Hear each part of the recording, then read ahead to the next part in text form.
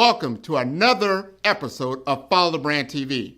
I am your host, Grant McGaugh, CEO of 5-Star BDM, a 5-star personal brand and business development company.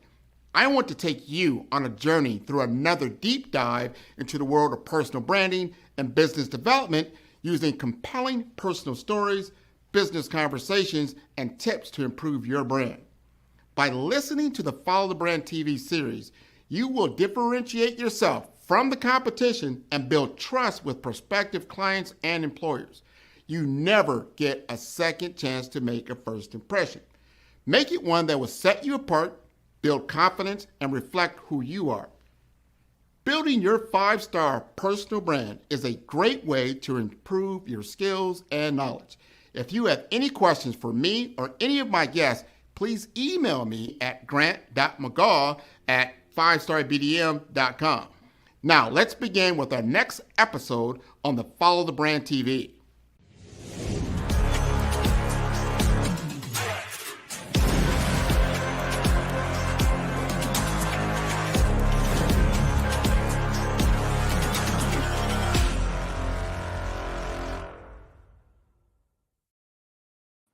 Hello, everyone, and welcome to the Follow the Brand TV series. Tonight, we are live with a person that I truly respect. He has been an industry leader here in South Florida for a number of years. He is beloved in the community.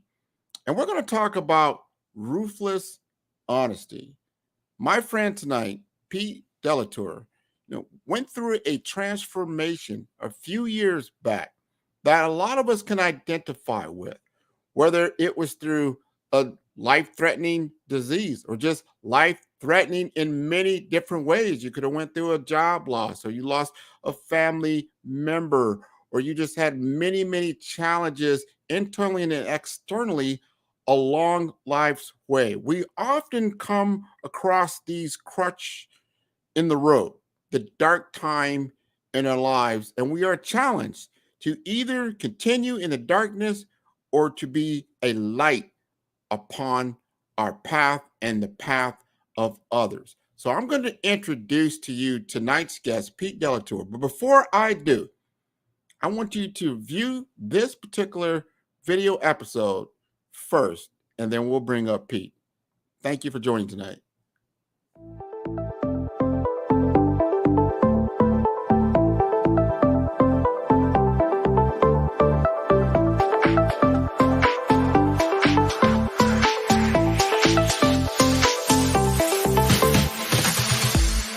Every one of us is a visionary. You talk about that individual was a visionary and that leader was a visionary. I think every one of us is a visionary. Why? Because we're always looking to the future.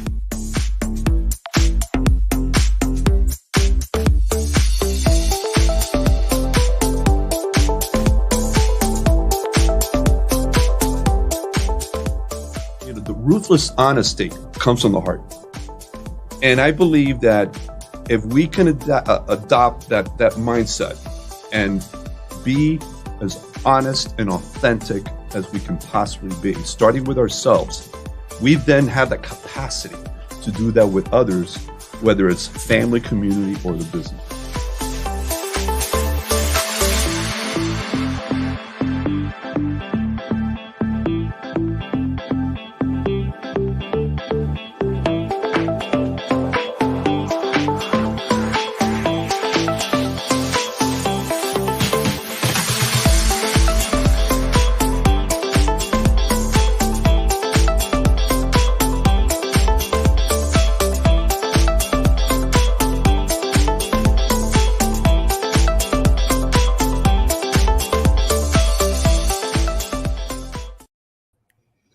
There he is. Pete, how are you doing this evening? I got one word for you, buddy. Wow, that was really cool. I may not sleep tonight out of the excitement I have. I'm going to tell the audience, they might not realize that, but I created that video just last night for Pete, and you did this first time you saw it. Yeah, I'm speechless. I don't know how much you're going to get out of me after that.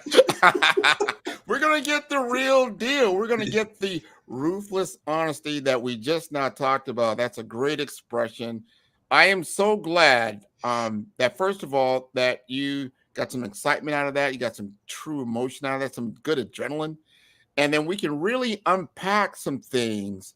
We just had a great conversation about not even 10, 15 minutes ago about some real life issues. We're going to talk about your real life. And I wanted the audience to know that what we're talking about hits home for me as one of my really good friends. I just learned was diagnosed with lung cancer. And when you go through a life-threatening disease, you wonder how the emotions what you're going through. How do you support? What kind of support do you? I mean, it's a journey. It's something. We're going to talk to Pete tonight, and we're going to first back it up before we take out, the clinics out here, right? We're going to back up just a little bit and to give us a little bit more about your background. You're very well known in the community for business development and leadership. Let's talk about that. I mean, when I look back at my life and how it all started, my professional career was really when I was 18 years old. I had just graduated from high school. By the way, my parents were Cuban immigrants, left Cuba in the mid 1950s, moved to New York. I was born there, and then they moved down when I was about 5 years old. And I grew up in the city of Hialeah, Florida, the city of progress. They still say that. And true story. Back in the day, Hialeah, early 60s, we were one of the first Cuban families to move there. Okay. And the experience that we had, all I can tell you is that Hialeah was so redneck, it made Mobile, Alabama look like Berkeley, California. That's something. That's what we experienced, as a little boy in that environment, and what my parents and so many others eventually that moved experienced. And not just Hialeah, but all Miami. But anyways, I grew up and played basketball. That was kind of like my calling at a young age, and played it in grade school through high school, and I was a good player. I wasn't great, but I was decent. And never had time to have a full-time job, or, I never really thought about business or anything like that. But, I had little part-time jobs during the off season. And finally, I graduated from high school, and I just said, I need to get a full-time job, and because I got to make some money. And that was my, that was my decision then. And then by accident, I got into the flower importing industry. And it was a young industry at the time. And I was with a company that was just one of maybe 8 to 10 companies. Today, it's over 100 companies importing flowers from Latin America and other places and distributing around the country. But I remember joining, and everything we did was on the phone. All the sales, we were selling to wholesale florists and from time to time retailers, and just selling boxes of fresh cut flowers. So it was like a commodity, and everything was on the phone, and everything was kind of like the stock market. It was all based on price and pushing and this, that, and the other.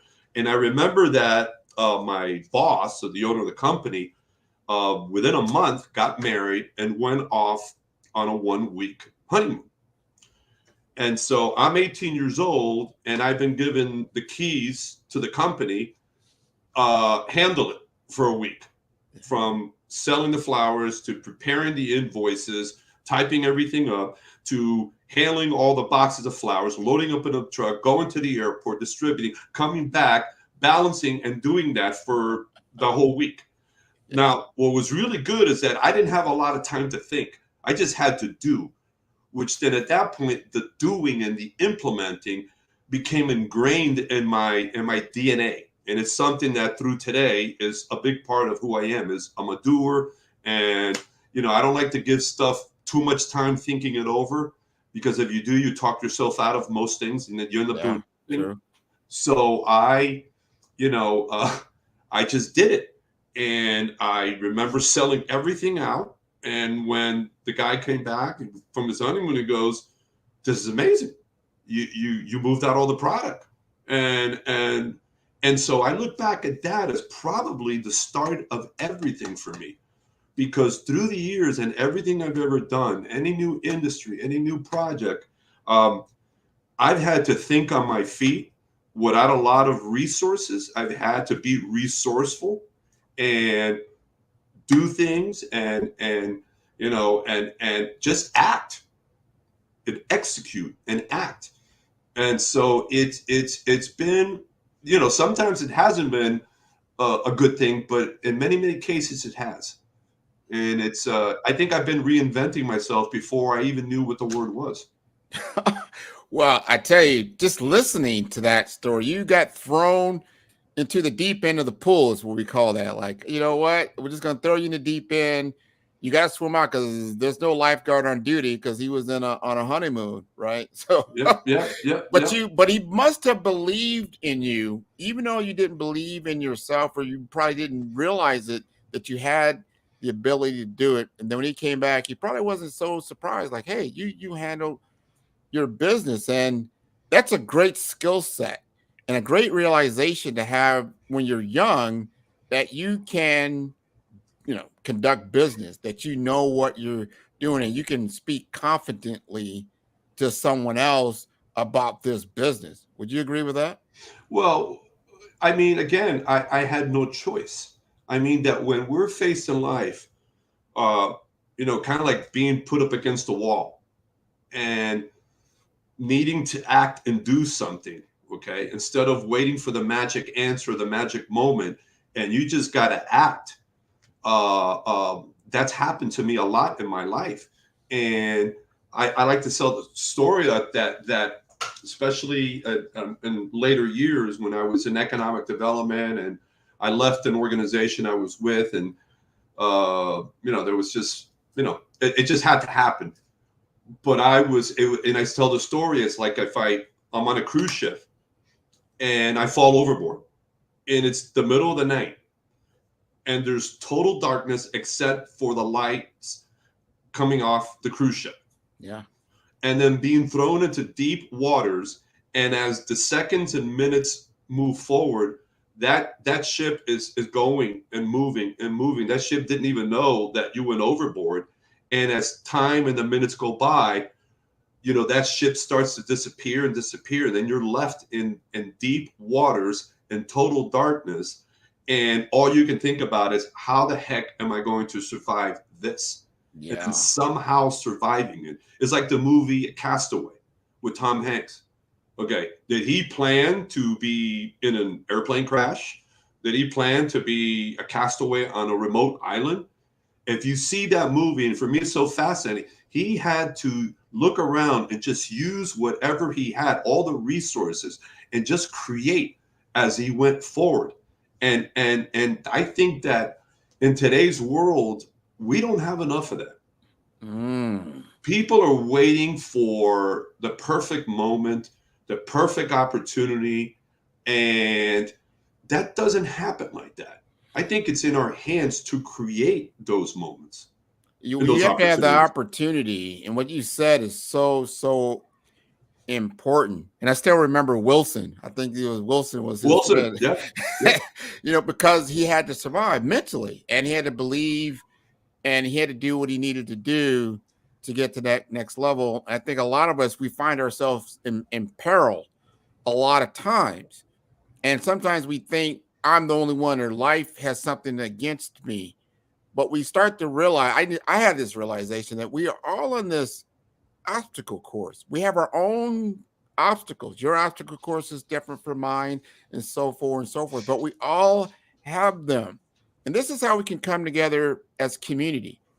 Because you just like, yeah, so remember that movie with Jaws when they sat back and they swapped stories about their shark attacks. Like, this particular wound came from this and that. We all have our wounds. We've all had these moments, but we don't always talk about it. I think a lot of times we feel, to get some ruthless honesty here, that everybody's life is perfect.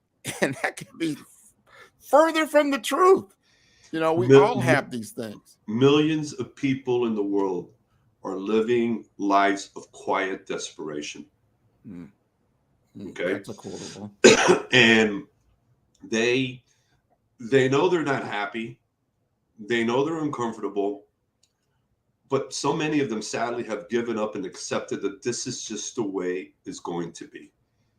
And I'm just going to survive and just take it one day at a time. I have a friend of mine a dear friend of mine, and just a great guy, great wisdom. But when you ask him the question, so how you doing? He goes, I'm just struggling. And that's his patent answer. I'm struggling. I go, yeah, there are struggles in life. But I believe our mindset, if we're thinking all the time that we're struggling, guess what's going to happen? We're going to continue to struggle. Correct. Because that's our reality. And we just we wave the white flag. I go, that's just the way it is, It's tough. Life is tough. I go, yeah, we know that. But then what?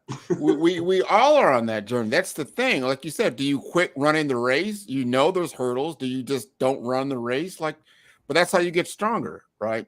Absolutely. I want to ask you this, because you're solving a problem with this book that you've come out with. You're solving a big problem. And before we even talk about the book, I want to talk about how you solve these problems for your clients in South Florida business community. I mean, what were you doing before your transformation?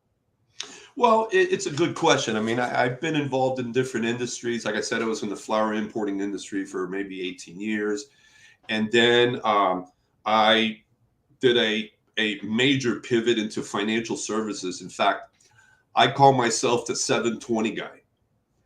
I didn't go around once. I went around twice. I did a 720 from an industry that was a tangible product, perishable product. There was no loyalty. It was just a price game. It's like selling a commodity. There was no personal interaction. Everything was on the phone. You know how so much about everything is behind the computer and Zoom. Well, back then, all I did was the phone. I never saw my clients. Everything was just move it. And then I just got in my early 30s. I go, I'm not going to do this the rest of my life. So what am I going to do? And so for some reason, odd reason, I had a fascination with the financial world. Mm-hmm. So I took a whole year to investigate and research. And I finally took the big leap into an industry. It was back then called the Equitable Company, and then it became Accent, and they're back to being Equitable today. So I, got my insurance license, my securities. I did everything there. And I reinvented myself without even knowing that I was reinventing myself. And I got into an industry that was, non-tangible. It was based on relationships, and I didn't have a product to sell. It was just the trust and the interaction face to face, which I had never done. Totally. So I did the complete opposite of what I was doing. And I went forward and I did that. And I learned and I had success there. And did that for 11, 12 years and helped clients. And even back then I was bringing different people together and I was partnering up with professionals to help my clients and achieve their goals. I finally, I went into a personal hiccup in 2004 and went through some stuff. And then, I ended up running a new business economic development organization in the city of the Route. And what led me there is that for the years I was in financial services, I grew my business through being involved in business groups and chambers and networking. And I got a really good story to say on that, if you can indulge me for a minute. Go right ahead. About 6 months after I got into financial services, I ran into a dead end.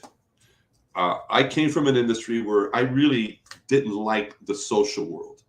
I just thought it was a waste of time. And I didn't like cocktail events and happy hours. It's just I did my work and I went home and that was it. I really didn't like it. And when I went into the financial services, I had a natural market I was going to tap into. But when I ran out of prospects, I was left with what now? It's 6 months later and I ran out of people. Okay. Yeah. I thank God that I was part of an organization. I was really involved in the community in all the major chambers of commerce. And so I got involved. And one afternoon, I'll never forget, back in the days, remember when we had fax machines? Yeah. Oh, yeah. That eventually became just a machine to receive lunch menus eventually. Okay. Well, It was like in the middle of the summer, like a 4:30 in the afternoon, fax come in. No, this organization in Coral Gables has a trustee reception, and in an hour they meet, or it starts. So I went to my boss at the time. I go, listen, should I go to this thing? He goes, you got anything else to do? I go, no, go ahead, do it. So I went to. And it was this car dealership where they had this reception in Coral Gables. Doesn't exist anymore. And it was the smallest car dealership I've ever seen in my life. And the lobby wasn't very big. And I opened the door, and there must have been like 120 people there. They're packed like sardines. And I walked in there, and for some reason back then, either my vision was a lot better or the name tags were like huge. I could almost read every single name tag in the room. And then I started to look around and scan the room, and I saw 5 to 6 other competing companies in the same room. And then to make it worse, there was like 7 or 8 people from my office there.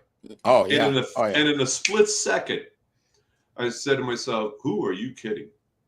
What are you doing here? How fast can you get out of this room? I says, well, I think I need to stay because everybody saw me walk in. And if I walk right out, it's going to look really bad. So I just started to talk to people. Didn't even know what I was doing. Met a lot of people, and I would say, how you doing? My name's this. What's your name? I go, listen, we're here to meet a lot of people tonight, but I'd like to get to know you. Can we get together for coffee the next few days? And so I did. The third person I met a few days later. That individual never became my client, but that individual introduced me to enough people that it represented 70% of all the business I did for the next 18 months. Wow. So I said, this kind of works. Maybe I should keep doing this. So that became how I grew my business. And then I became a sales manager, and I recruited agents. But then when all of that happened, and I became part of this new group that started in the city of Doral, from a volunteer who was very involved and got involved with committees. Now I switched hats and I became the staff. So I became executive director. So now it was about providing services and opportunities for the members and creating and networking and helping them. So that's, and it was a great 7-year run doing that. And I learned a lot. I grew a lot. And to this day, I have people coming up to me and tell me, you ran a great organization. You helped me grow my business. I was just starting, and look where I am today. So, it's personal satisfaction for me to do that. And then I got out of that. And then I just said, I love teaching. So let me start training. And I created training all the way back when I was in the flower business. I would create training programs from scratch. I was in my mid-20s. And I just created, and that's another part of me that I didn't know was there, but in later years I discovered my creativity. And I created things from scratch, and and not all of them worked, but a lot of them apparently did. So that was my life pretty much leading up to what happened to me. Well, but even before that, weren't you in media? Weren't you doing some podcasting? Well, that's right. I just one little important piece there. Yes. Yeah. Thank you for the reminder, sir. Yeah, I'm going to say it was 14 years ago. When I was with this business organization in Doral. It was a Saturday morning. We had a tabletop exhibition, and next to us was this new radio station that just came out, the first of its kind, all business radio station. It was 880 AM The Biz, which is part of the Salem Media Group National. And started talking to the guy, and he invited me to be interviewed at the end of that next week on the radio. And I did this, and it was like a 5-minute interview. And when we were done, I go, that was fun. He goes to me, hey, you're pretty good. And so he brought me back a few more times. And then eventually, then in the summer of 2010, I started my own radio show, which was affiliated with this business organization. And I started with a half-hour show, then went into an hour. And then when I left, the very first thing I did was, let me just start my own radio show. So this was back in 2011. I went from a 1-hour show to a 2-hour show. And then I took a big leap of faith. Mm-hmm. In September 2013, I remember asking the general manager of the station, listen, I got a show at 10 o'clock in the morning. Is there like a better time slot for me? Maybe 5 o'clock in the afternoon, 8 o'clock in the morning. He goes, well, I don't really have anything right now. Then one day he goes, hey, I got 8 o'clock in the morning available. I go, you're kidding. Drive time. What day of the week? And he goes to me, I go, no. Every day.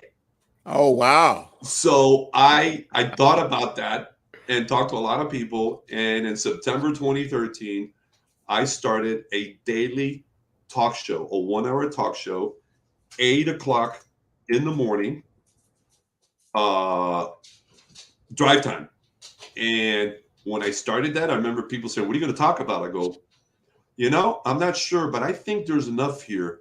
And what I did, I created a new concept that was not in the market at all, had never been seen before, where I would, there were real estate shows and there were shows with attorneys. And yeah, sure. But what I did was a comprehensive show that mimicked, in many ways, the organization I was running in Doral. I go, so we work with different industries.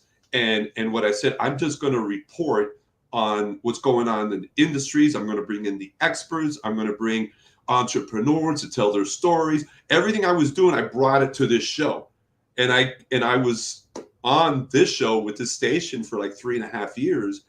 And it just grew and it blossomed. And in between all of that, because I know that we had talked about this before, I was awarded in 2 consecutive years the Small Business Media Advocate of the Year. Yeah. And this came about through one of the many segments I had. I had one called Let's Talk SBA, which is every Tuesday morning from 8 to 8:30. And I would bring in representatives from the SBA and entrepreneurs and business. We just talked about everything. And I just became a big proponent for small business. And they said, man, we love what you're doing here. And then I was awarded in 2 consecutive years, South Florida and the state of Florida. Oh, man, that is wonderful. And I saw that and I was like, Yeah. This is wonderful. Now, how many years did you do that? The Daily Show? Yeah. Well, I left the station because they I was paying for my time and it wasn't inexpensive, but then they had a change of management and everybody wanted my time slot. Everybody. And they were offering big money. And the management go, listen, I got somebody here's going to pay triple. I go, you know something? Give it to them. There's no way. Because you're paying for a show, you're looking for sponsors, and it's an ongoing battle to do that. And you're always playing catch up. And I just said, I can't do it. So within 1 month, I started an internet station. Within 1 month. You started an internet station back 10 years ago. Actually started in 2016. Oh, okay. Got it. Well, yeah. Not a show, but a station that was running 24/7. It was called World Business Radio Network. WBRN. Nobody was even doing that back then. Very few people. No podcasts, very limited. Even 7 years ago, there was a handful of people doing that. Yeah. But now it's exploded. Now every other person has a podcast now. Right. But I was on the radio doing talk shows and interviewing people 13, 14 years ago. I've interviewed probably in excess of 2,500 people during that time, locally, nationally, and globally. Yeah, you made a big name for yourself. And if you can imagine what I've learned and what that experience was like. Well, we're going to talk about. Yeah. Well, first, what we're going to do, we're going to go for a break because we're at break. But when we come back, as you now told us the before, right? Now we're going to get into the change, like what was happening, lead us up to the point of realization for yourself. And then, take us through how, that after effect, where you are right now, like in your life's mission, because man, I've already intrigued by your story, talked about your chutzpah, right? I'm gonna get up and do it. I'm just a doer, and how you, and I want everybody to hear this. I talked to so many different people about networking and digital networking and social networking. Like, no, I don't want to do that. I think it's a waste of time. Man, you framed a story like you had that frame, that mindset, and then you tried it, and look at the success it brought you and how that guided you along life's way to where you became, this world-renowned, award-winning broadcast host. Isn't that amazing? it's crazy. And I look back and I said, really, what have I done that's that big and that important? I mean, just, I'm just doing what I think I have to do here. So apparently it's done some good. No, you were a pioneer of your time and still of your time. We're going to go to break, and then we're going to come back, and we're going to talk about your transformation. Good.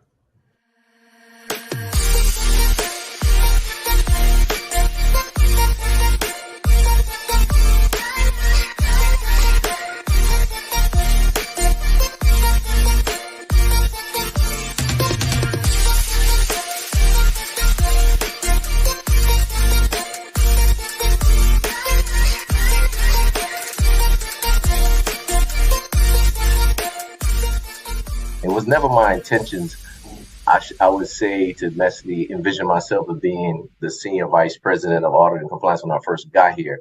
But one thing was always, kept me, I guess, progressing through life is always putting my best foot forward.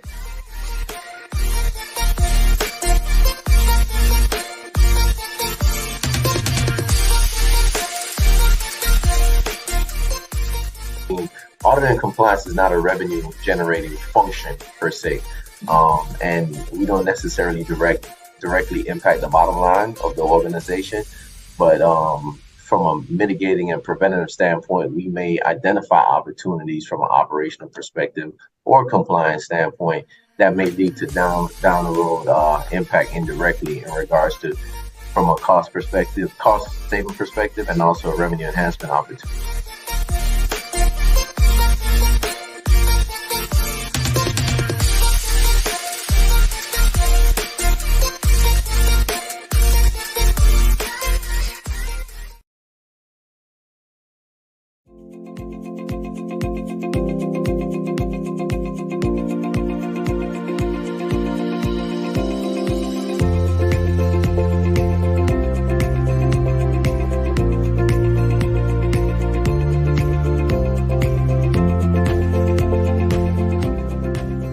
You're working on that type of scenario, the relationships are so key that you have the relationships with the people you are, your team, and the relationships you can establish with the people you're trying to come together with.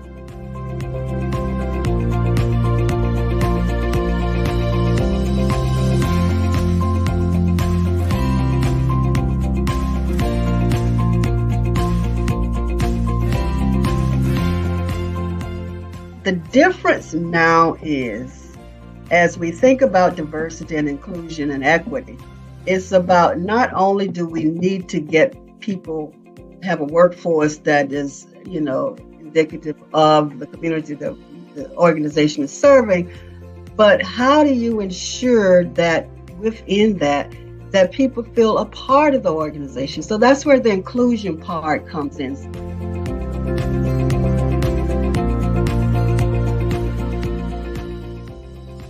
Well, I think it's both exposure and experience. And you can't get the experience if you don't get the opportunities.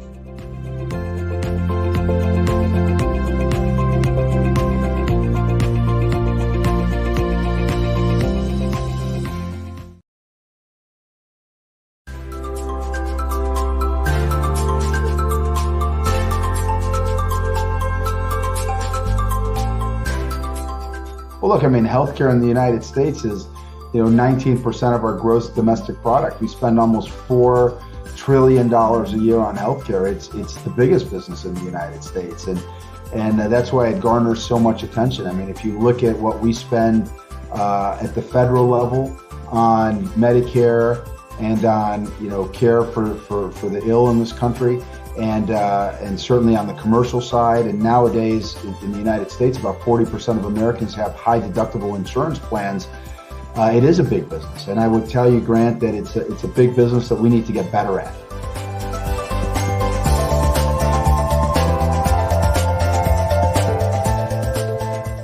Today, the amount of transparency that we have in healthcare today is more than it's ever been.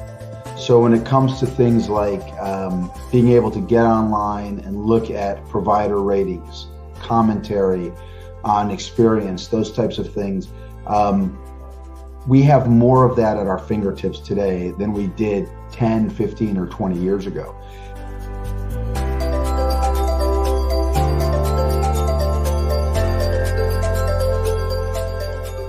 Reverend Martin Luther King, I mean, who embodied equality greater than him, right? I mean, here in the United States, we love to credit our forefathers. You know, all men are created equally. But I got news for you, man. I mean, if you listen to my mom, right, it goes beyond, it goes way before that, right? That comes from God. All of us are made in the image of God, right? So how in the world do we select this group are the haves and this group are the have-nots?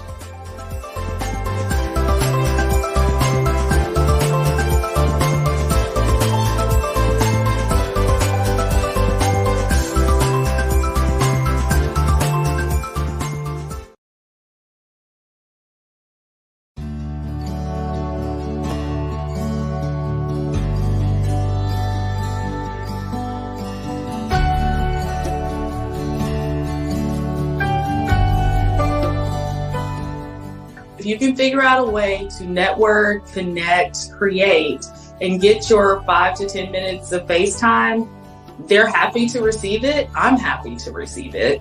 But make sure that what you have to say is impactful.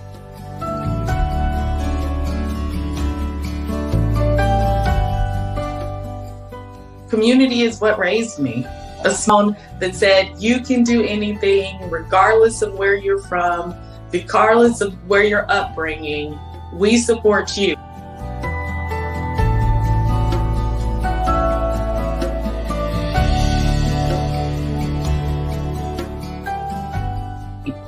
I think the differentiator with us is that we have truly leaned in on culture.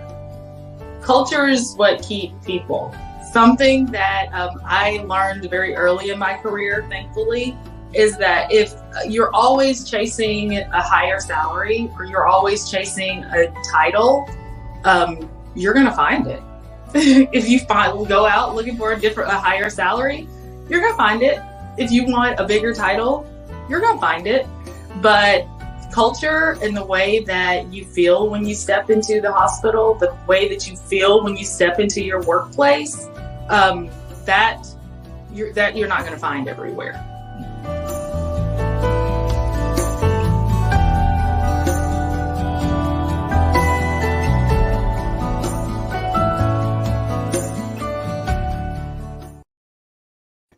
Welcome back, everybody.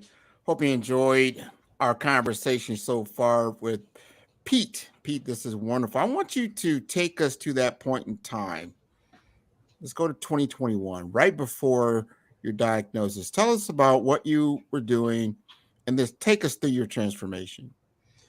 Well, in 2020, COVID hit, and I got it. I think it was August, the week after my birthday.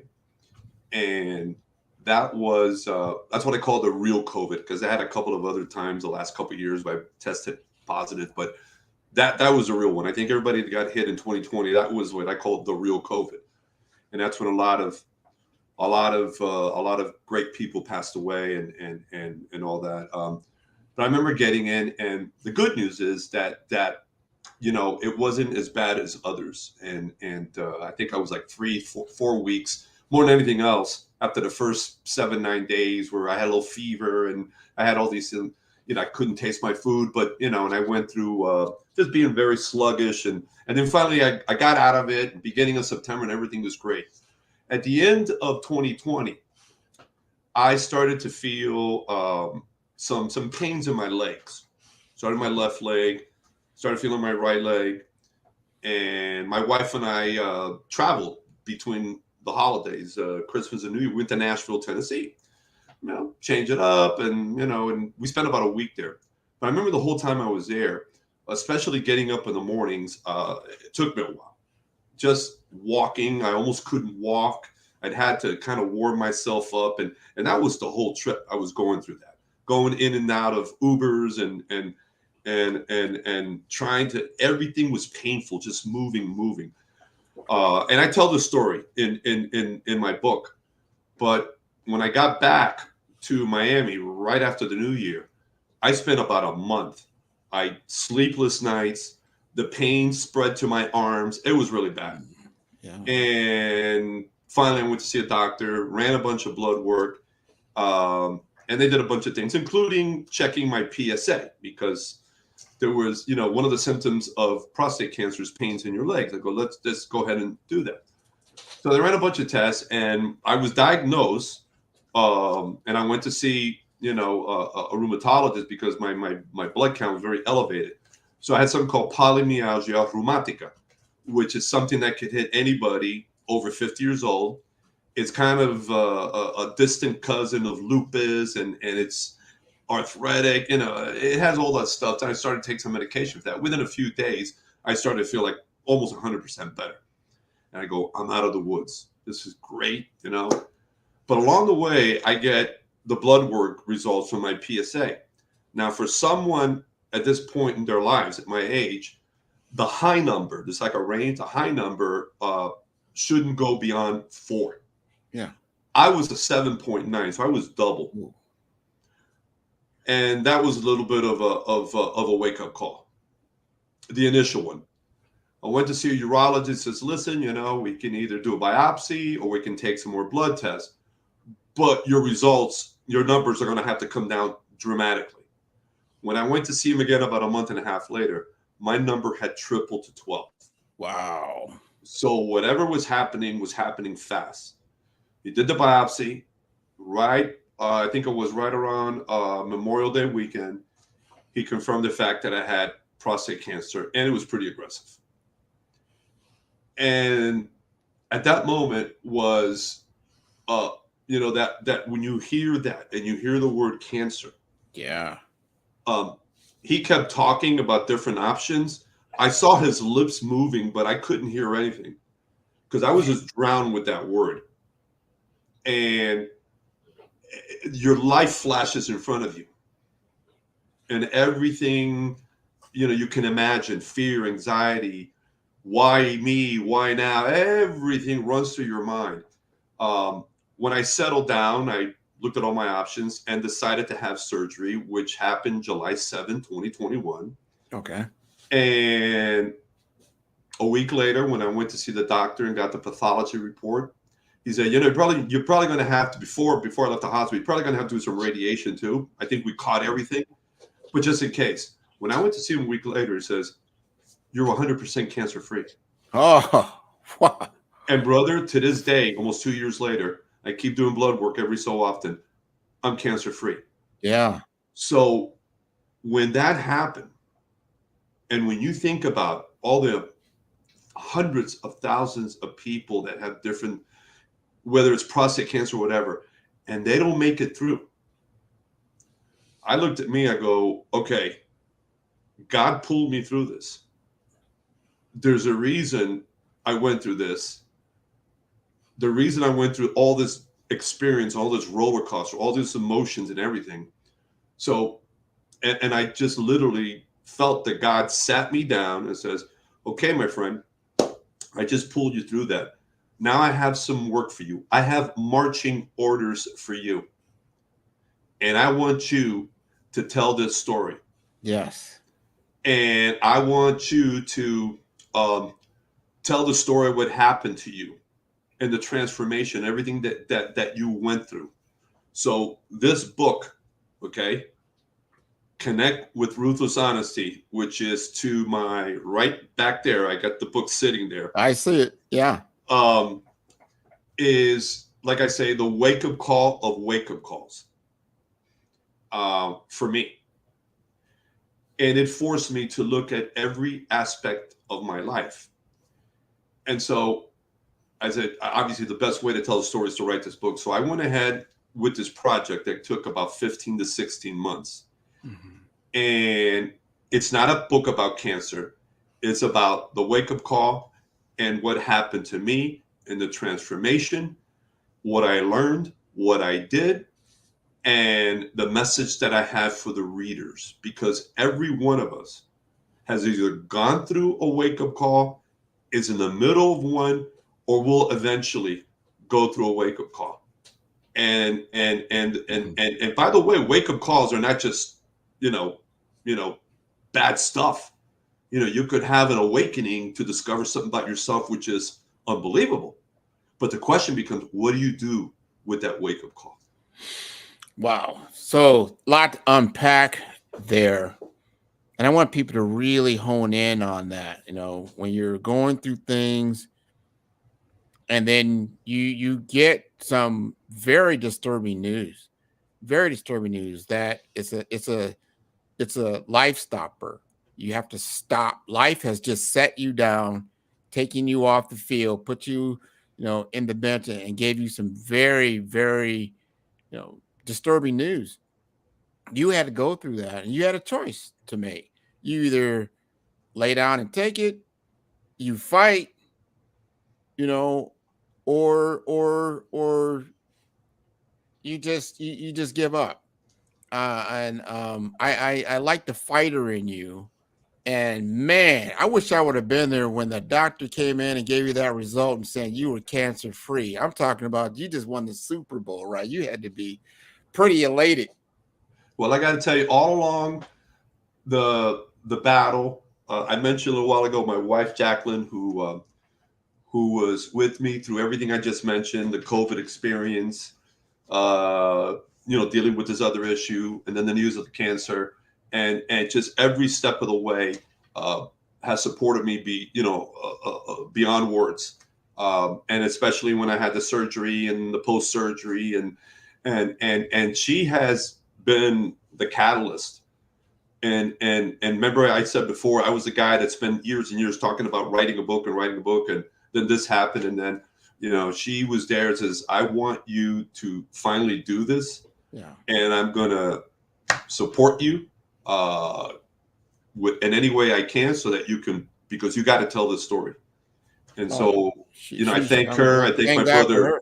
I thank my brother Phil, who had just finished writing his own book, and many, many others who encouraged me through the journey of going through the prostate cancer, and then of course then the writing of the book. And so today, it's published, it's out there, and it's funny because when you write a book and you go through it and you go through the editing process and you go through all that stuff, and every author goes through this, and then when it's done, it's like there's that's it, man. You got to put it out there. How much are you going to perfect this thing? And so you put it out there, and it's like, is anybody going to like this? Is anybody going? Am I going to just make people put this book down after one or two pages? And I got to tell you, I am humbled, and I've been humbled so many times in my life.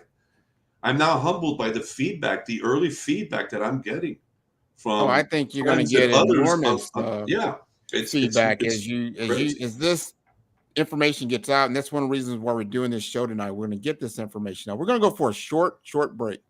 We're going to come back. We're going to talk about your launch, where they can get the book, and all the other information that you've got going on, because this week is launch week. You got it, brother. We want to make sure that we get that out there. So let's go to break, and then we'll come right back. All right. 5-Star BDM, Brand Development Masters, is a professional consulting and advisory group keenly focused on business development services for the small to mid-sized business and entrepreneurs. Although every business is unique, they often share business development challenges that can be addressed through smart branding. Services include process improvement and operations, digital strategy and transformation, business intelligence, digital marketing, and personal branding. Our business and personal branding company has helped a number of professionals and organizations to optimize and grow. This results in more business, more opportunities, better reach, positive outcomes. Visit www.5starbdm.com today to learn more. Are you looking to improve your LinkedIn profile and reach a wider audience?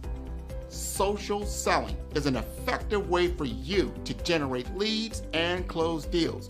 But it does have its challenges.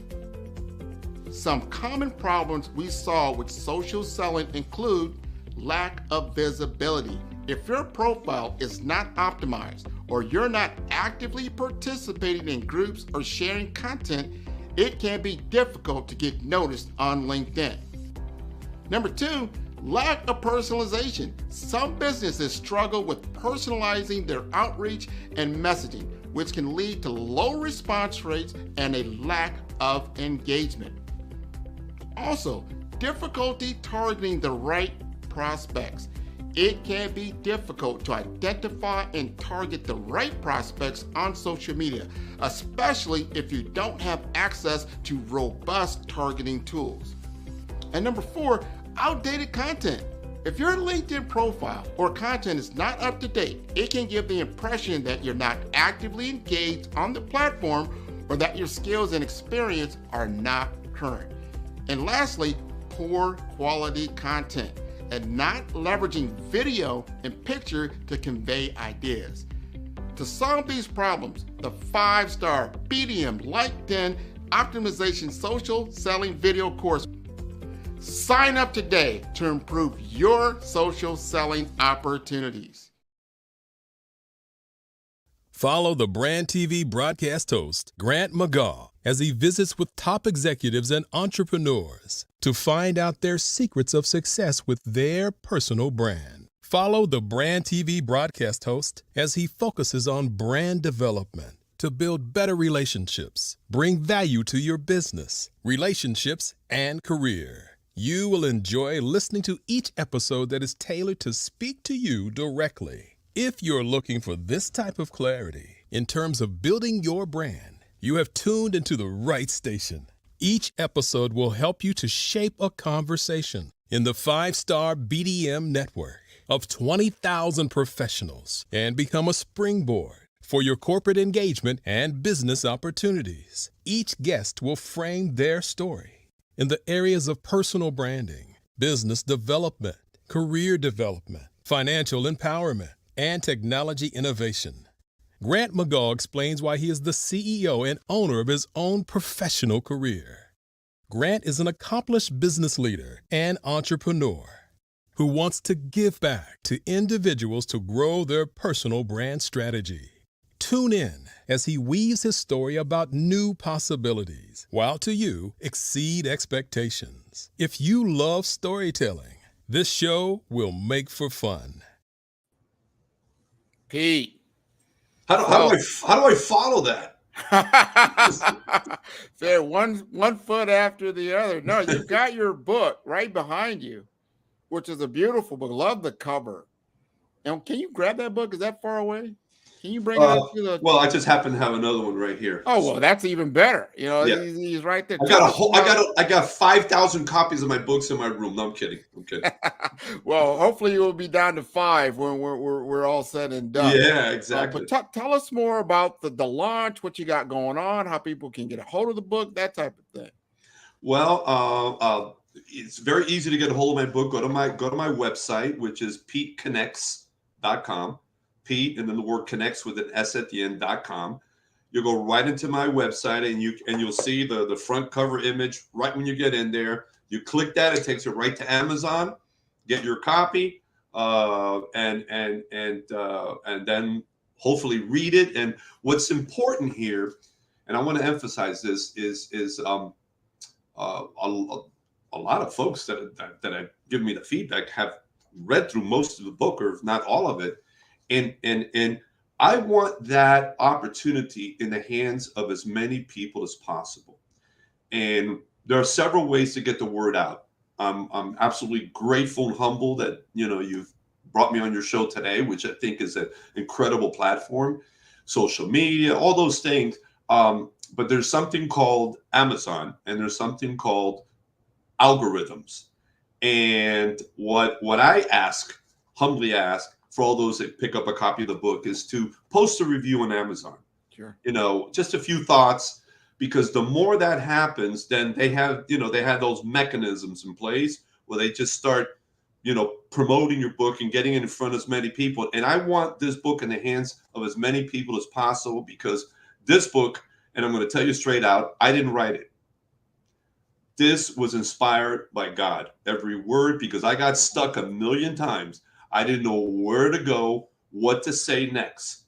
And I remember just stopping and praying and meditating and just, listen, I need help here. Yeah. And so when I read this, it's really coming from God.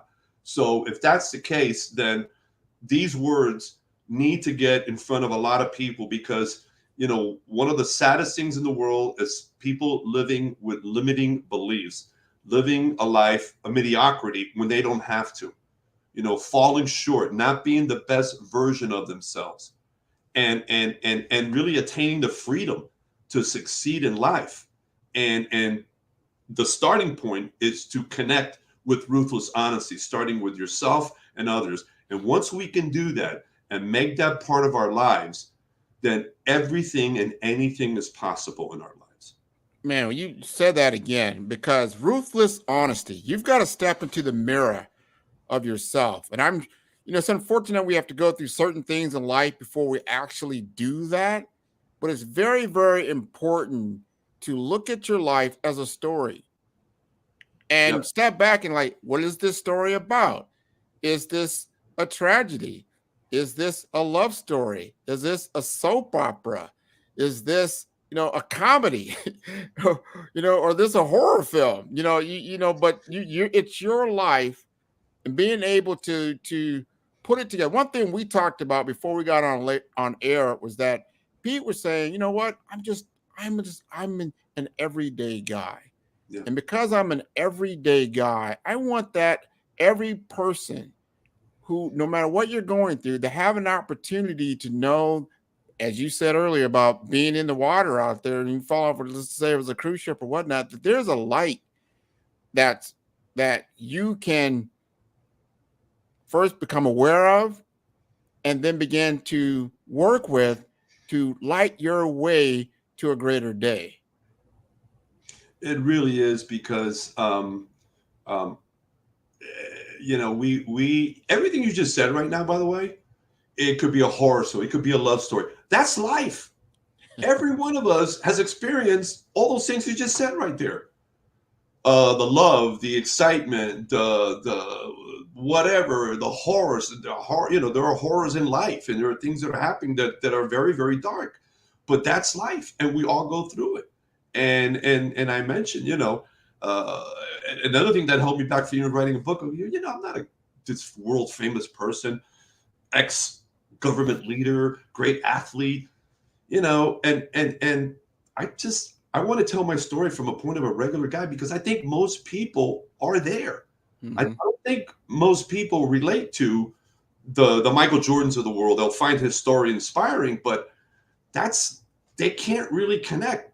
I think people will connect with others that are, it's not that they're just like them, but they're regular folks. And that's what I mean. Everyone has a story to tell. It's one of the things that I talk about in this book. One of the first things is that your story matters. Yes. Because your story, whatever it is that you've gone through, is unique and can help at least one person. That's it. And if you can do that, then everything falls into place. Well, life is worth living. That your life is not lived. You haven't lived your life in vain. My grandmother used to say that all the Absolutely. time. You have not lived your life in vain. This has been wonderful, Pete. We're going to wrap up.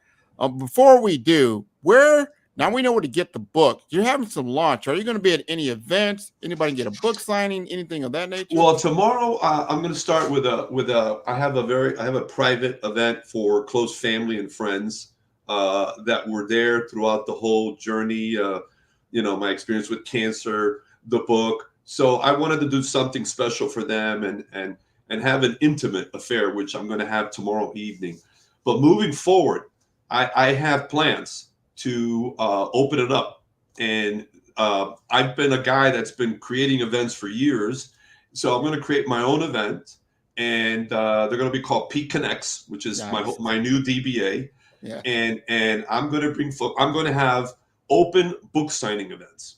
They're all going to remain. They'll be limited, but I want to go to different spots and venues in Miami, in different geographical areas, and open it up open it up to other folks to share their stories and get to know me a little bit better. So stay tuned. That's coming out. That's been soon. wonderful. This has been great, Pete. Thank you for sharing that. We're going to tune in. Remember, PeteConnects.com. Take a look, read the book, and then find out when he's going to have one of these openings or one of these book readings and get it signed. This has been wonderful. Thank you for being a guest on the Follow Brand TV. Thank you, my brother. You're welcome. Good night. Take care.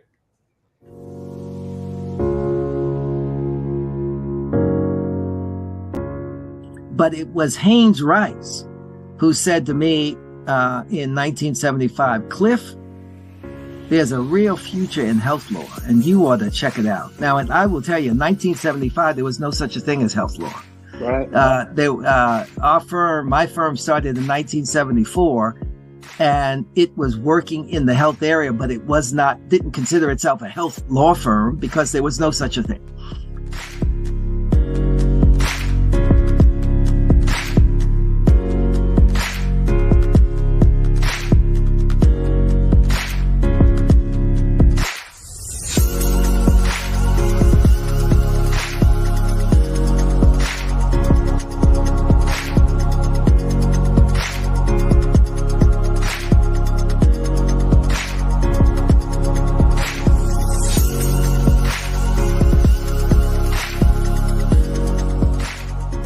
I'm working on now is how we combine health equity and value-based purchasing in the Medicaid space so that we create incentives for people to address the issues about which healthcare, health inequity exist.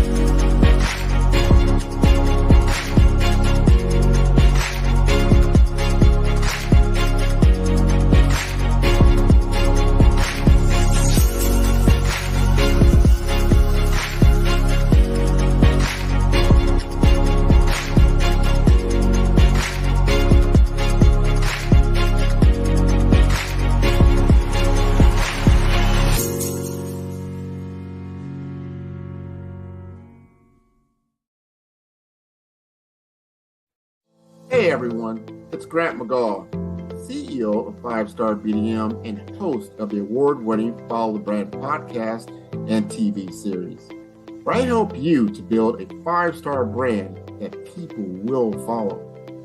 My genius is personal brand development through intelligent communication and helping you achieve your business and career goals. I am a requested speaker on digital technology and brand development issues. I want to work with you to increase the value of your current opportunities while attracting new ones. Every one of you is unique, and we all share challenges that can be addressed through smart branding. As a super connector, I work with you as an executive coach to guide you along the complicated business and career development road, providing the enhancement tools and information you need to succeed. Together, I will help you succeed in today's challenging business climate. I will evaluate and measure your progress. Best of all, I am right alongside you every step of the way. Build the brand called you. Genius.